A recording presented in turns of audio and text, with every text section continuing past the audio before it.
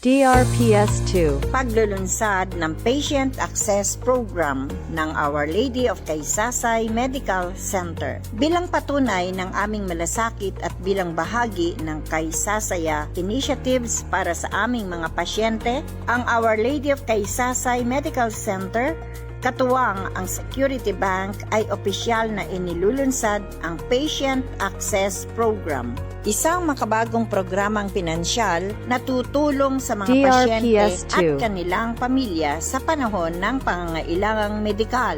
Sa pamamagitan ng programang ito, ang mga kwalipikadong pasyente ay maaaring makakuha ng flexible at abot-kayang loan options upang matustusan ang kanilang gastusing medikal.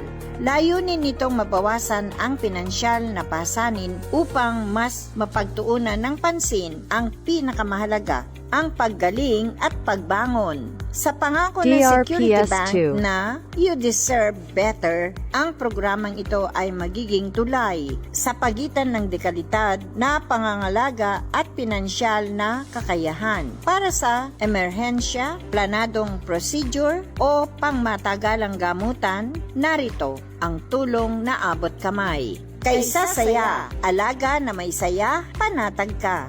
Maaari kayong dumulog sa Our Lady of Kaysasay Medical Center kung saan kayo ay maayos na asikasuhin ng OLCMC team. Maaari rin kayong bumisita at mag-message sa aming Facebook page, Our Lady of Kaysasay Medical Center. Huwag kalimutang mag-follow at mag-subscribe para lagi kayong updated sa kanilang mga programa at serbisyo. Kaysasaya, alaga na may saya, panatag ka!